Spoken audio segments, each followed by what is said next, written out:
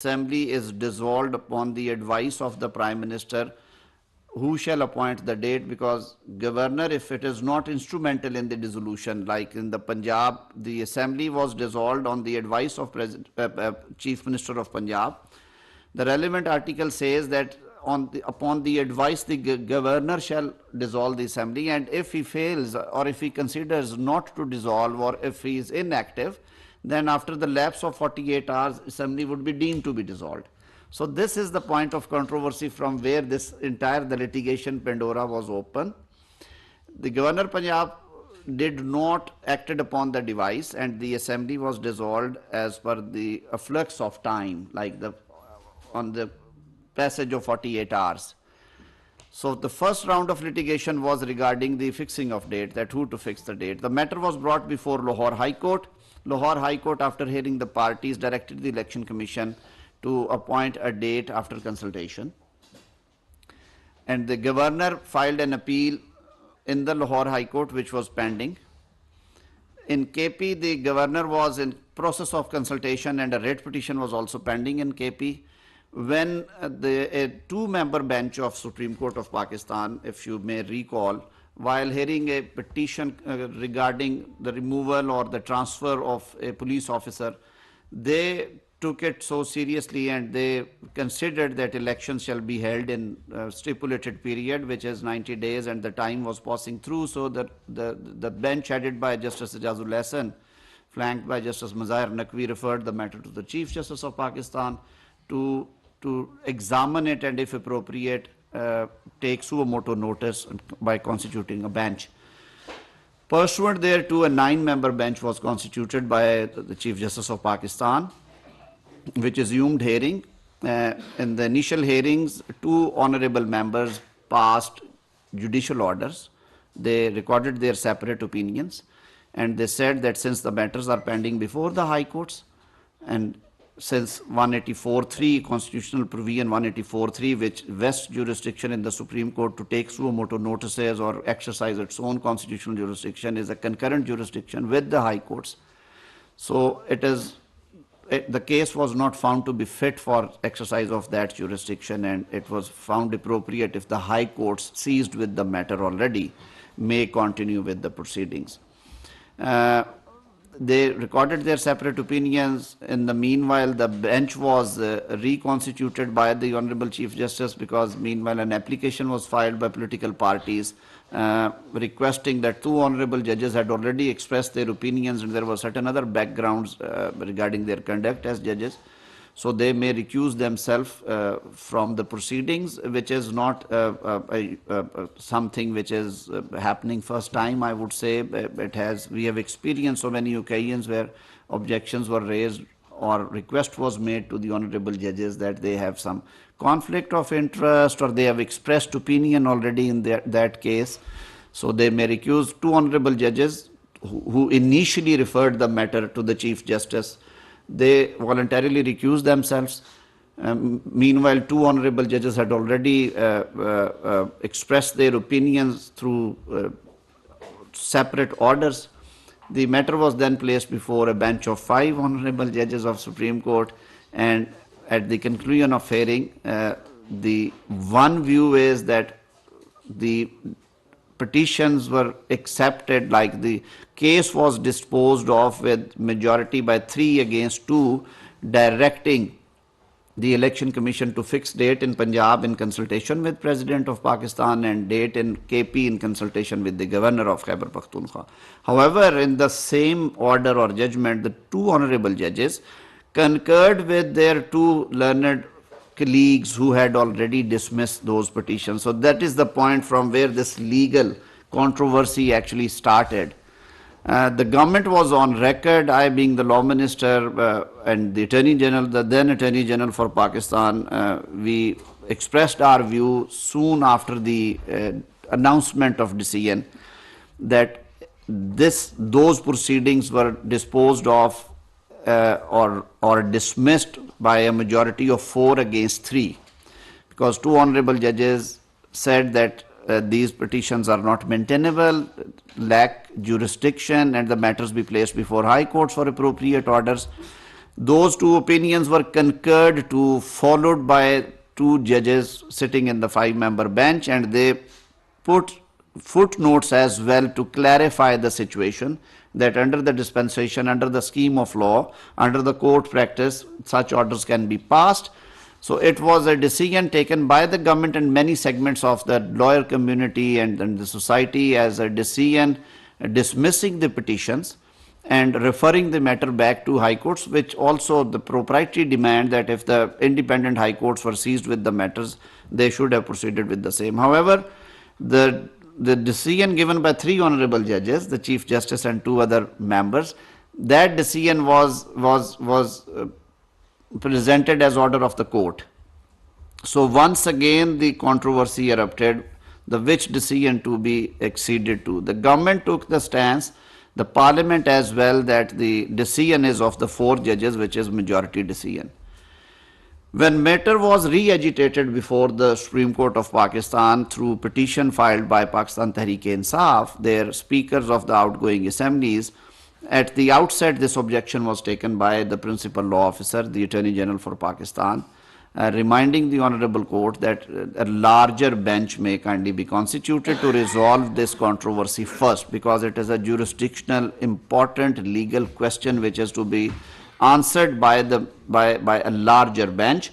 Larger bench means they requested for full court, and in past we have at many occasions saw that the entire Supreme Court sat together in a full court bench and they decided the matters, especially when the matter is of some national importance. That request was not acceded to. The political parties who were previously part of the proceedings, which include Pakistan People's Party, Pakistan Muslim League N and Jamiat Ulama Islam, they also filed applications that they be implemented as party because they did have the parliamentary presence in the dissolved provincial assemblies. And if it is a question of public importance, if it is a question of enforcement of fundamental rights, it is the fundamental right of the party, political party, to take part in the process of election. And they also represent a large number of their members. Those constitute public at large. Surprisingly, their applications were not entertained. They also raised certain objections, requested for constitution of a full court, barring those two honorable judges who had already voluntarily opted to recuse. But despite all that, the five-member bench resumed hearing. In the meanwhile, another order was passed by a three-member bench of Supreme Court of Pakistan, headed by the senior Pune judge of the Supreme Court, Justice Qazi Faiz Isa, who handed down a verdict that since the manner in which the jurisdiction under 184(3) of the Constitution, which is the suo motu or original jurisdiction of the Supreme Court, that manner has been under discussion in full court meetings and by the different segments of society, including the political factions and the law societies or the bar councils, bar associations. The judgment also directed the office of the Supreme Court that matters pending before the Supreme Court arising out of 184(3) proceedings may also not be listed for hearing or may be halted in the meanwhile. And a full court meeting was desired by the bench, that a full court meeting of honorable judges be convened to resolve this issue. Such meeting was also convened back in 2019, and these issues were discussed for framing of rules, but unfortunately thereafter no progress was made. That judicial order was also overturned by an executive circular issued by the registrar office, upon which a show cause notice was also issued to the registrar of the Supreme Court that why should he not be removed, and the displayer was shown by the head of the bench.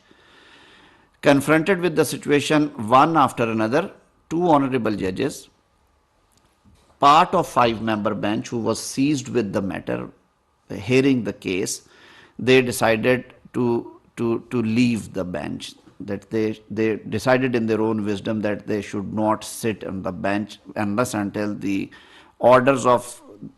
judicial orders of three-member bench are not complied with. They actually by dissociating themselves with the bench, they acknowledged, and not only acknowledged, but they followed the diktat laid down by, or the orders passed by a three-member bench headed by the senior punier judge, that all proceedings arising out of 184(3) may kindly be halted in the meanwhile.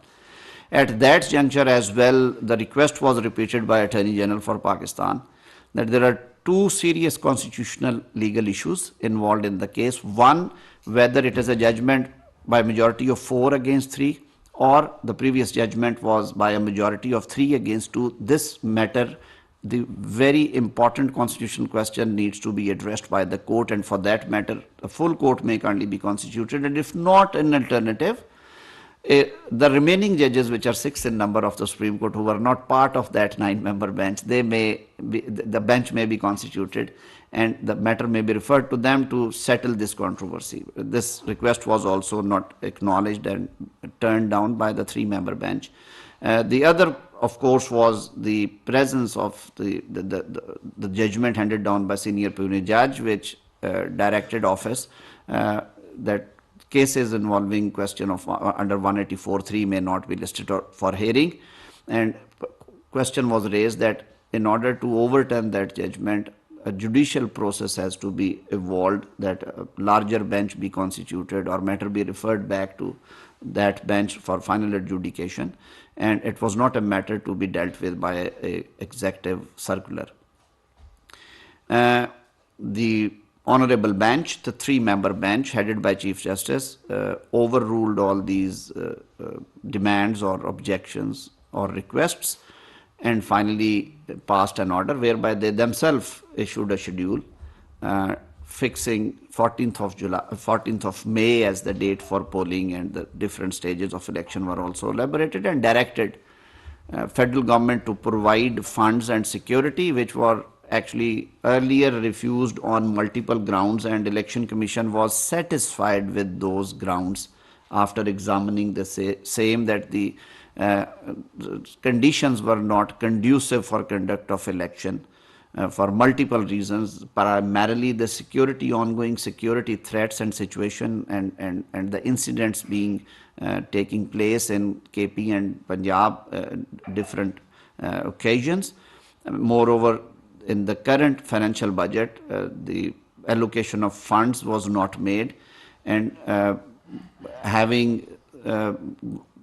considering the economic conditions of the country, time and again elections and spending huge amounts were whether advisable or not advisable. This was also Election Commission. So they, in their own wisdom, they posted the date of election for 8th of October. The Honorable Supreme Court finally passed an order directing that no, this is no justification, the election be held on such and such dates. The government of Pakistan also took up this matter. The cabinet sought views of the legal experts during the meeting, the lawyers who were representing the political parties, and the principal law officer, the Attorney General for Pakistan. And the cabinet also resolved that it is a serious constitutional question regarding the original judgment which was handed down by 4 honorable judges rejecting the petitions, and minority view should not be implemented or imposed upon the authorities. And it would be in fitness of things that if at even that stage the court considers for referring the matter to a full court, barring those 2 judges who have already recused themselves.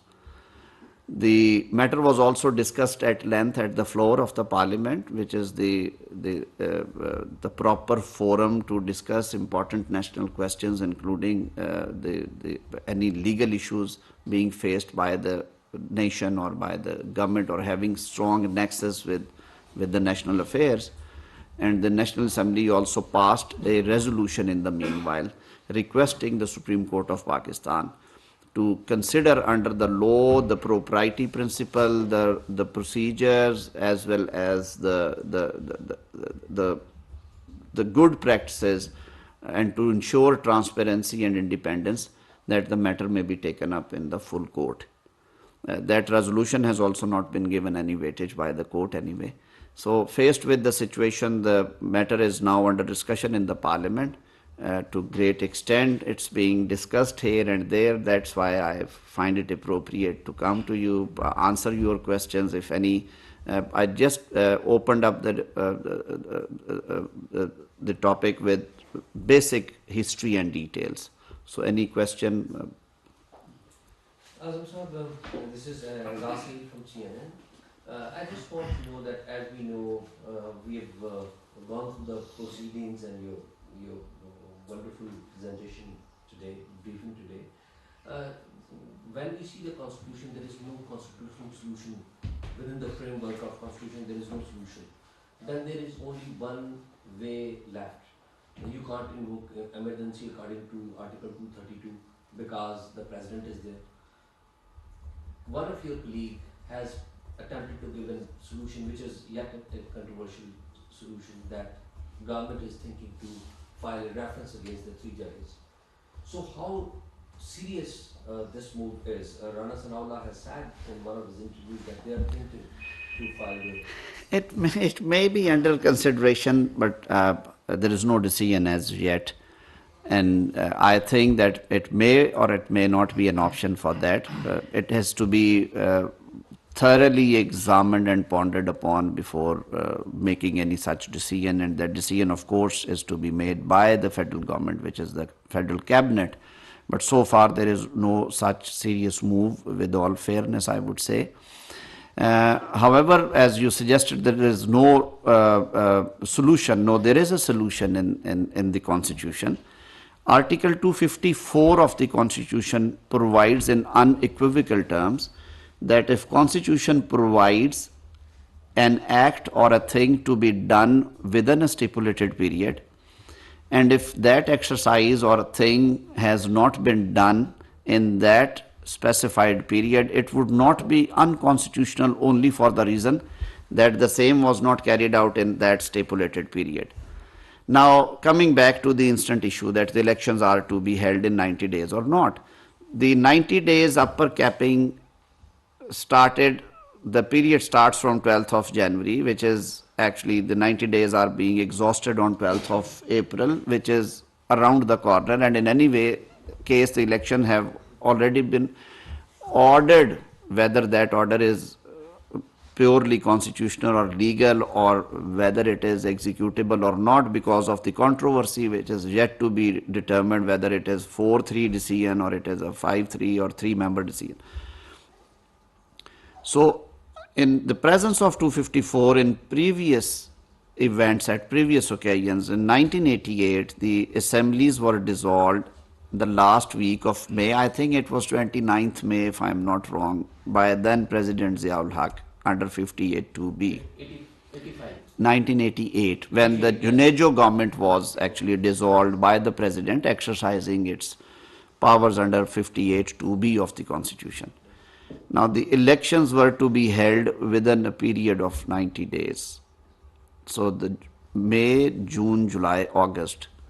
But the polls were conducted in November 16th, or November, the exact date I recall was either 15th or 16th of November. So, at that time, a presidential reference was also sent to Supreme Court of Pakistan, because there were some issues regarding the expenditures, because in the meanwhile no budget could have been passed by the assembly, and the Supreme Court of Pakistan, invoking Article 254,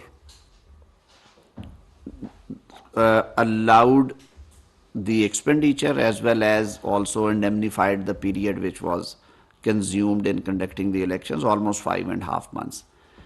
Even in recent past, in year 2007, the assemblies, the National Assembly and provincial assemblies were to retire somewhere in the middle of November as well.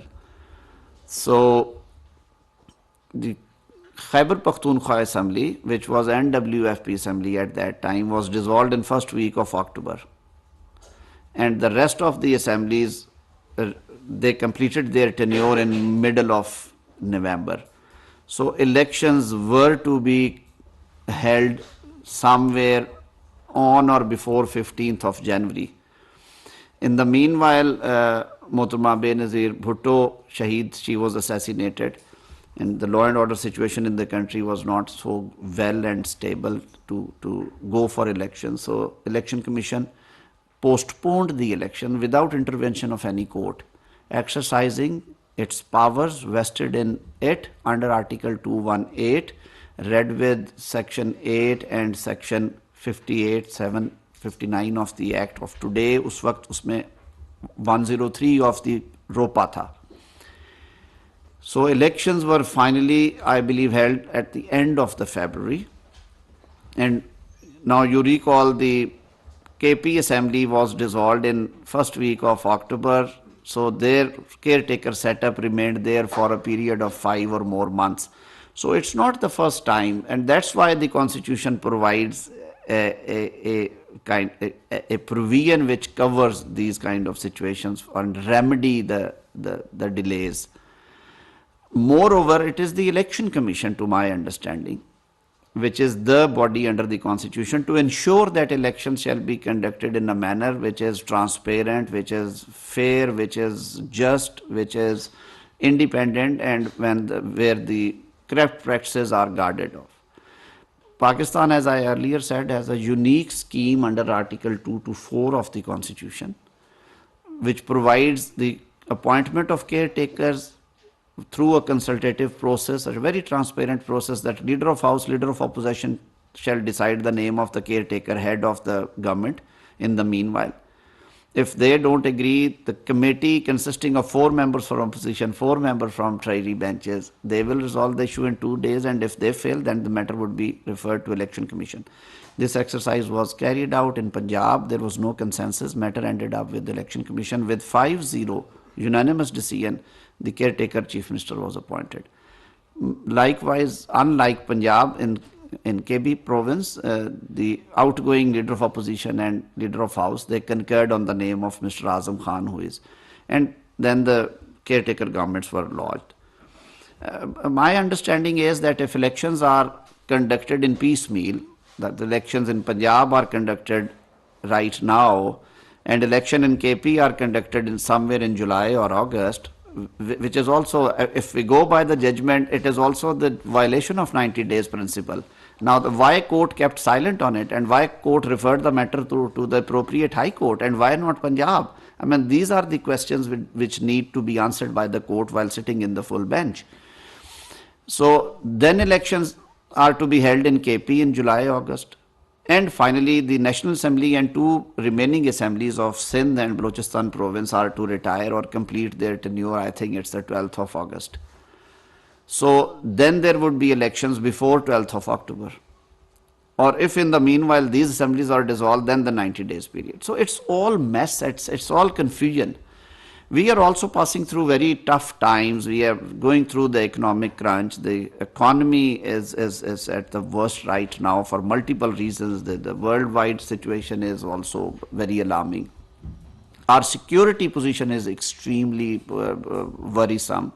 It's alarming in a way. There is a surge of terrorism in Balochistan and in KP. The entire army, which actually performs static duty, you know, 2,047 troops have been requisitioned by election commission to conduct election in Punjab and KP. It is almost half of the army. Now, they refused on the ground what they stated in the court, I believe, that they cannot deploy such massive amount of soldiers. They are extremely busy in the operations of the counter-terrorism operations. They are guarding the long borders, the eastern and western as well. So these are all the questions which can be answered if elections are conducted in a conducive environment and at the one and the same time, which is the scheme of constitution and law, and which we achieved after long deliberations. Like it took us 20-30 years to reach to a kind of consensus that how the elections should be conducted and under whose supervision, and the watchdogs shall be appointed through an independent mechanism, same like the caretakers. The Chief Election Commissioner and members are also appointed by the leader of the House and leader of opposition and their committees. I mean that they were appointed after reaching a consensus, so their impartiality cannot be questioned.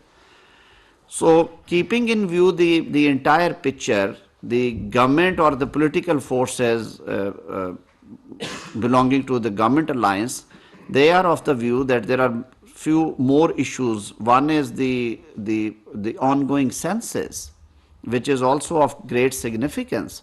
Uh, we are spending 35 billion rupees on digital census. The last census were criticized by major political parties as well. They were not happy with them, and though it was decided in 2017 in the parliament by all parties that before the next general elections there would be a digital consensus and new constituencies shall be delimited after the census. Now the census is in process.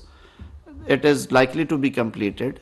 Some dates have been given in few weeks, and then there is another process. So what we are doing, we are heading for elections in 2 provinces on the basis of previous census, which was under clouds, and the rest of the country will have election on the basis of new census, the new delimitations, new constituencies, new dispensation.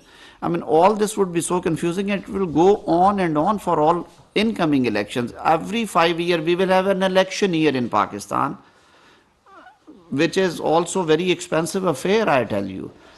We are going to spend monies again and again. That is, conducting election in province and conducting election in the federation makes only one difference, is that you have to print one additional ballot paper to stamp for the National Assembly choice.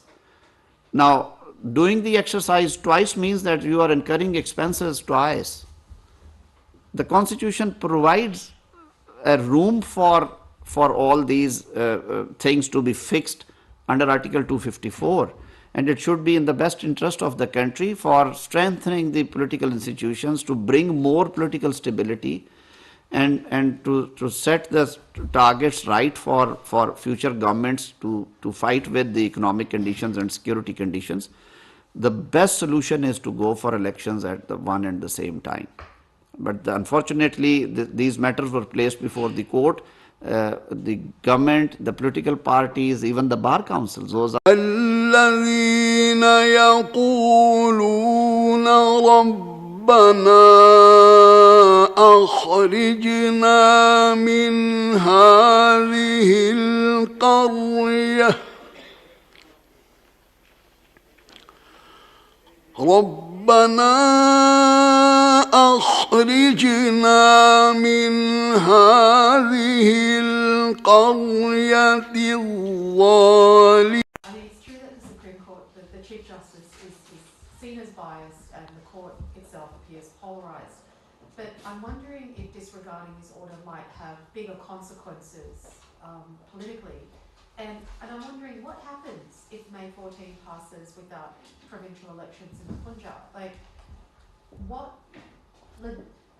how will the caretaker government still rule after that? And I'm specifically asking that question because people who are trying to mediate between the PTI and the PMLN have repeatedly said that this crisis is giving an avenue for other institutions to intervene and presumably acquire more power. Thank you so much. So those are 3 different questions. Thank you. Starting from the last, I'm picking up first. Yes, we are passing through a situation kind of constitutional or political impasse.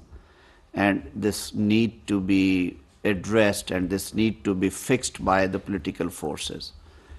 Or if not, the most appropriate forum was the Supreme Court of Pakistan, who was seized with the matter. The second part of your question is whether the Supreme Court is polarized or not. I don't want to comment on it. Every one of you know, you have seen different judgments. There are voices of dissent which are not being respected within the Supreme Court. And this was the high time, keeping in view the overall situation in the country, that the Honorable Chief Justice being the head of the court, being the head of, I would say, the head of the institution and the family, to unite it. I mean, the Supreme Court shall deal with these cases and announce their decisions in unison. So those are executable, having strong constitutional, legal, and moral authority as well. Now, what is happening that there is confusion in the legal minds as well, that this very decision, which revolves around fixing the date of the election, whether it is a decision given by 4 honorable judges, they stick to their stance and they release their separate orders, and they said that it is a decision by 4 honorable judges against 3. Their opinion cannot be disrespected in this manner. That one Chief Justice in its own wisdom says that no, I brush aside these dissenting opinions. Those are not dissenting, it's the majority view as a matter of fact. Reconstitution of bench, there are judgments by the Supreme Court, is not the prerogative of the Chief Justice. Once the bench take up the hearing, I mean, assumes the charge of the case. So that bench can only be altered if any one of them voluntarily recuse, which 2 honorable judges opted to. So it was a validly constituted 7-member bench. Out of those, 4 judges said that these proceedings are not maintainable, not proceedable in its present form. So yes, there is serious question regarding the legality of the decision, and that is why the government and the parliament thinks that it is not executable or difficult to execute. Now, what happens to caretakers? As I referred you in the past, the caretakers have been there for more than 90 days, like 4 months, 5 months, 5.5 months, under the same constitutional dispensation.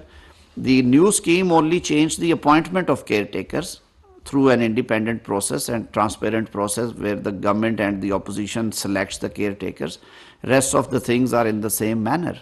And it is for the election commission actually to pass time to time directions. Caretakers carry on the government affairs to the limited extent, and for the rest of the decision they have to get permissions from election commission.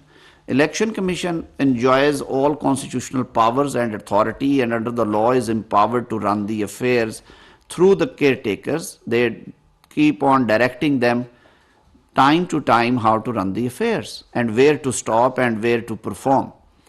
So I don't think there would be any crisis after, if elections are not held on 14th of May, there would be any crisis-like situation regarding the caretaker government. For speaking for myself as a law minister, as a student of law, as a lawyer, I would say that again it is for the Supreme Court of Pakistan. Supreme Court can resolve this issue in couple of days if a full court bench is constituted. Those 13 honorable judges sit together, they examine all these issues and pass an order or a judgment which would be acceptable to all institutions and people of Pakistan. Given the fact that the government has recently passed a law which is likely to come into force even if the president does not sign it, that is meant to clip the powers of Chief Justice, what governments say democratize the Supreme Court. So it seems that under the new law, the government does have a right to go for appeal. So given that law, is government bound to implement the current order of the Supreme Court, or the government can wait until the appeal? Because there are speculation that the Prime Minister may be held or may be convicted of contempt of court. The federal government, even federal ministers, could be summoned by the court and they could be issued contempt notice. So can you please let us know what is your next legal course of action?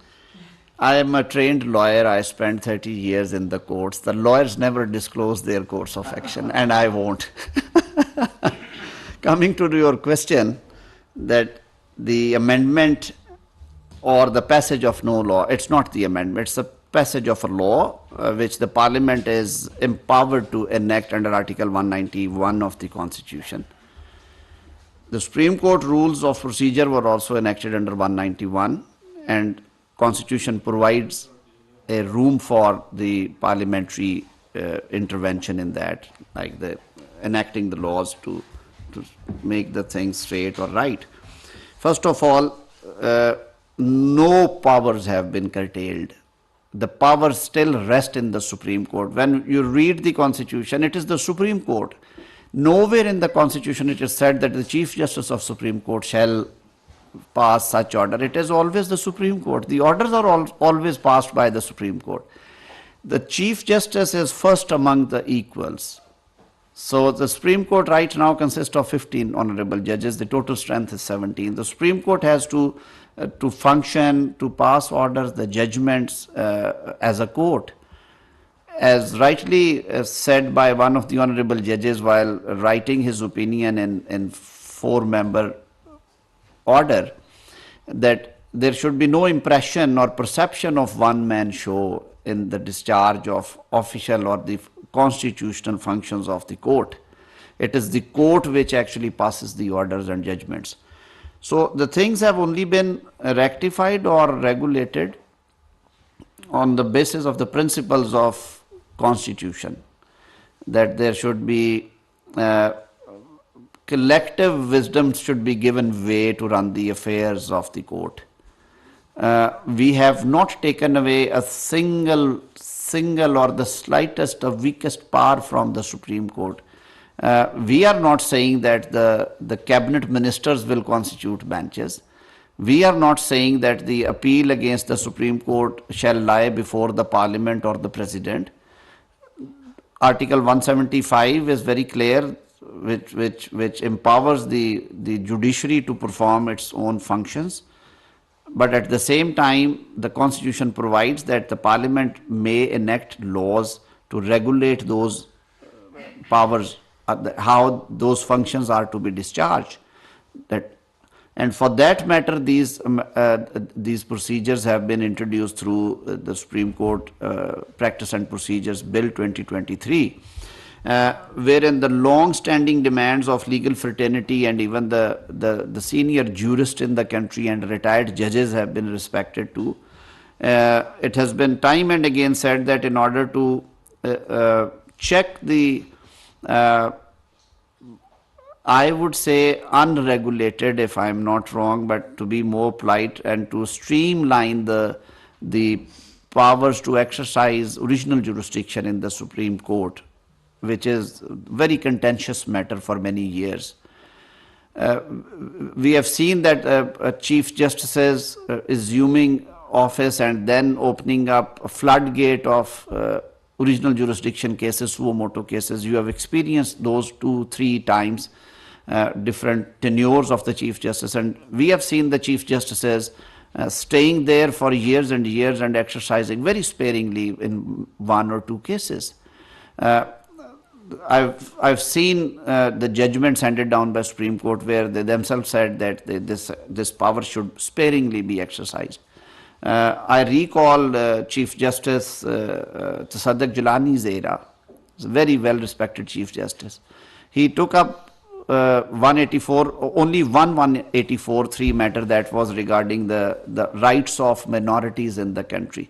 I think that is kind of a case where we should say, or when you want to pass some order which actually enforce fundamental rights of a segment of society who have been deprived of, and the executive authorities are not listening to them. So in order to remedy the wrong, the Supreme Court can use that power, but not for this kind of settling the political issues or transferring a government officer from one post to another, or many other occasions. We have seen the misuse of that power as well.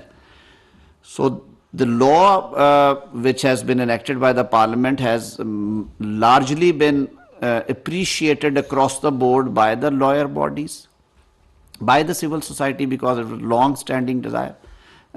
Constitution of Pakistan also provides right of fair trial being a fundamental right. Article 4 was already there, due process, that the no action shall be taken except in accordance with law and the Constitution. But by introducing Article 10A in the 18th Amendment, we also ensured that it is the fundamental right of every citizen to have a right of fair trial in criminal and civil proceedings. Now, appeal is always considered to be continuation of trial. It is a fundamental right under the Sharia and under the Constitution as well. why appeal should not be provided in 184(3) decisions which are being made by the apex court without recording of evidence, without fact-finding things, only on the floating facts.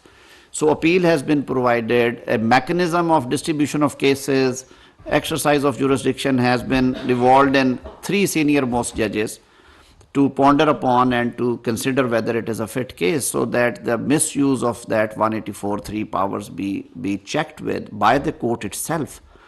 And yes, if the occasion so demands, if the right of appeal is provided when the law is enacted, the government has every right to exercise it, and we will consider at that time when the law comes into field. Mr. Minister, somebody was talking about mediation. Is there any kind of mediation is taking place? Is there any chance for mediation, whether it is from Pakistan or maybe by the friends of Pakistan from other countries? And is there any chance that the government will be talking to the opposition, the PTI in this case? Is there any role of the election commission in connecting the government and the PTI? Thank you very much. Very appropriate question. Being a politician, I believe in dialogue, I believe in negotiations. And good politicians always resolve their national issues, their internal differences apart. They sit together and they resolve their issues. The government is open, but unfortunately, the chairman PTI's previous conduct has been extremely negative, I would say, with respect and reverence, that extremely unbecoming of a national leader or non-cooperating. He never thought it appropriate to sit with opposition when he was in power. Bygones are bygones. We are open to it.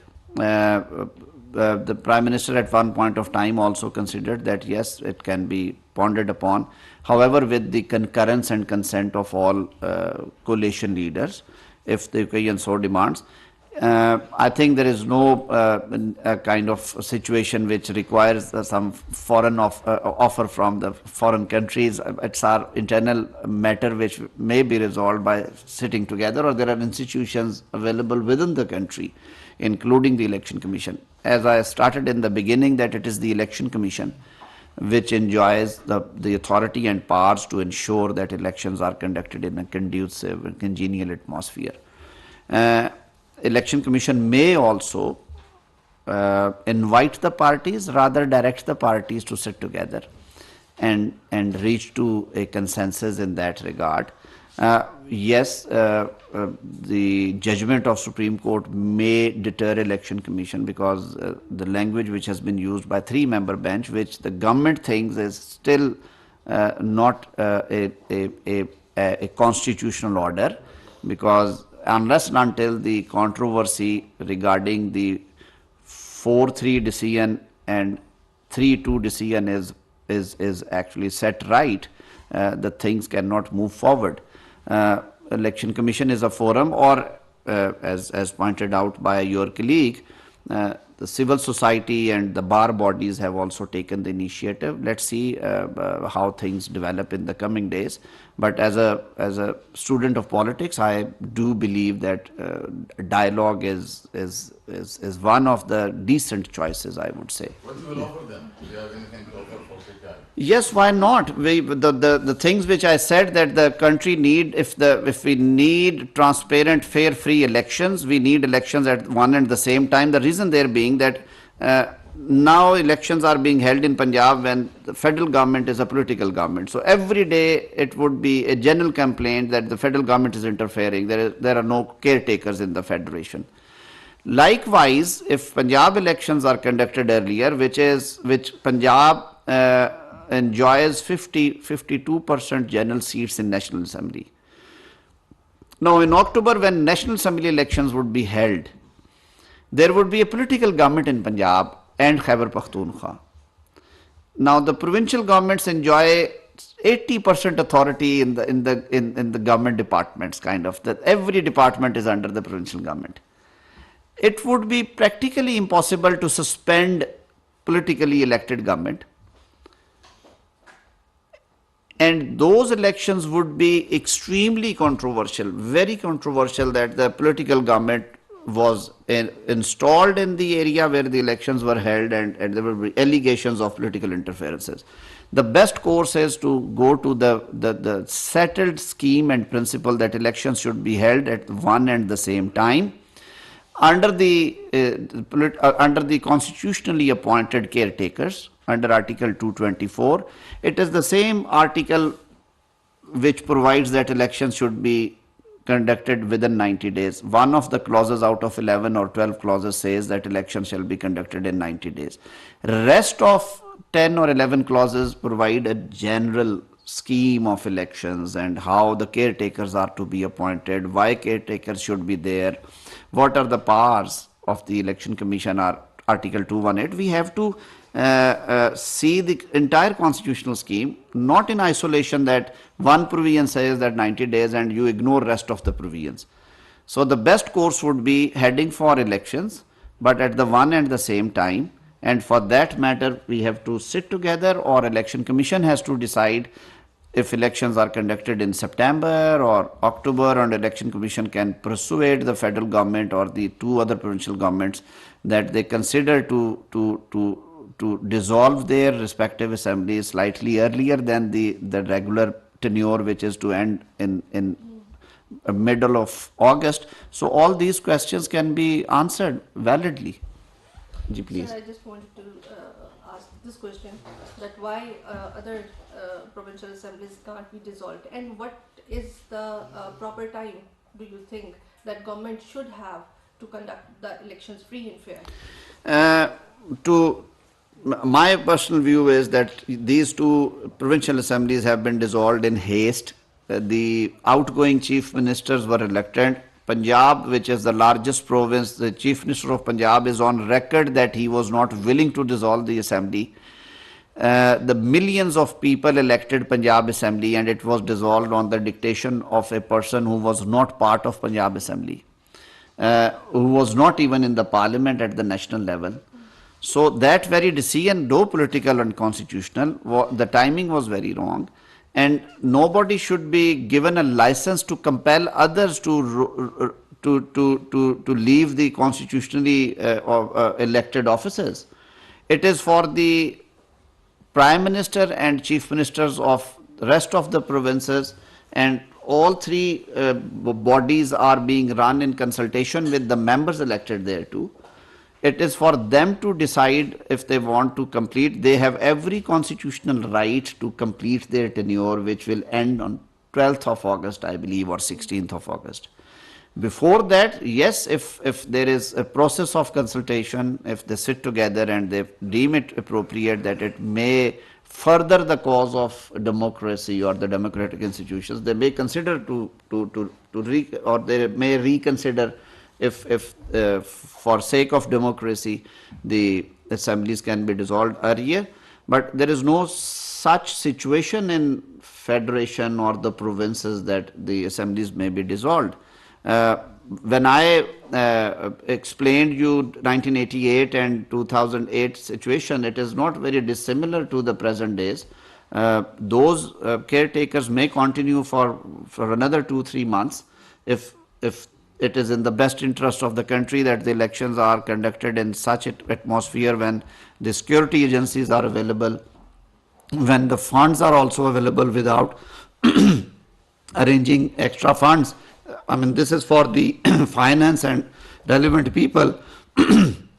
But politically speaking, nobody should be compelled to go for dissolution while kind of creating a situation which was uncalled for. So you will be giving a premium to those forces who try to impose or enforce elections in the country. Otherwise, the constitution is very clear. Thank you so much, Ji. Thank you. I took much of... Yes, please. It seems like the government agrees with the ECP finding about the security situation and the finances not being there. That's pretty correct, that the finances and the security situation can't be turned around for the election within 90 days. This was Election Commission's decision after consulting the relevant stakeholders. And the government believes it's a legitimate decision. Yes, it is, because the decision-making power rests with the Election Commission. Yeah. But isn't it a matter of great shame that the government can't ensure enough security, doesn't have the funds for people to exercise their most basic democratic right? Nobody. And the follow-up question is, what's the government doing so proactively that things are going to be so changed in terms of security by October? Now, let me first, you said that the right of people to vote and the government is under obligation to arrange. Yes, the government is under obligation to arrange for, but as I said that my constitution also provides a scheme that elections should be conducted in a manner which is apparently transparent, fair, free and just. And for that matter, Election Commission is the authority. It is the satisfaction of Election Commission if the environment is conducive, one. Number two, the security situation is actually alarming right now. The security forces are engaged in counter-terrorism operations. They are also guarding the borders, which is their primary duty.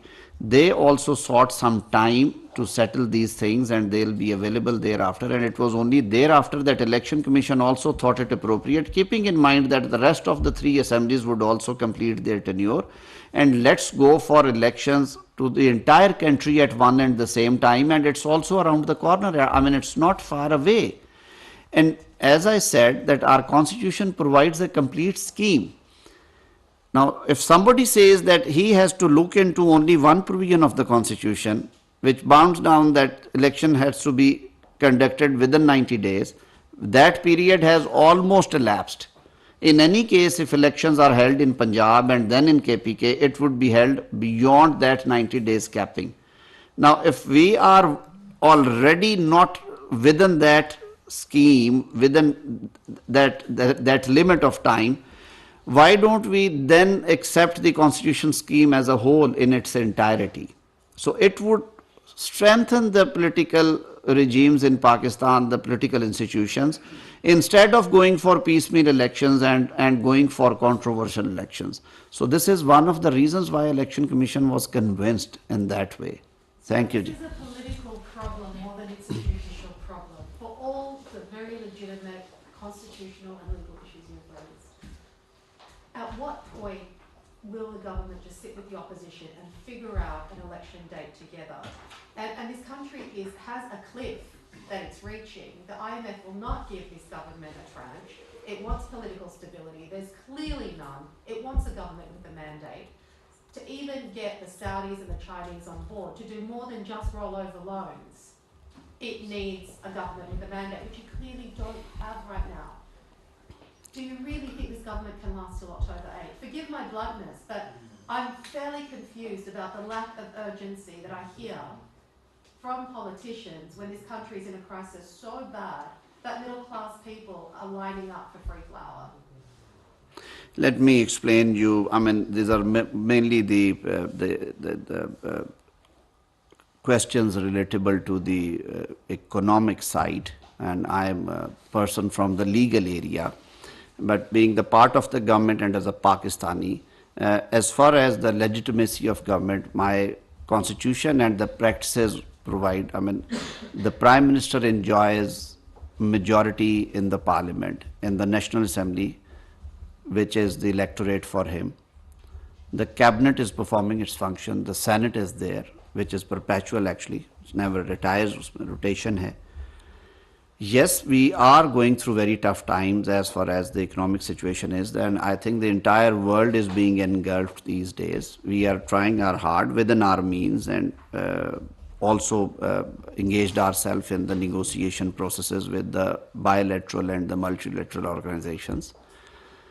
That is why I support your view in a way that piecemeal elections will not bring stability to the country.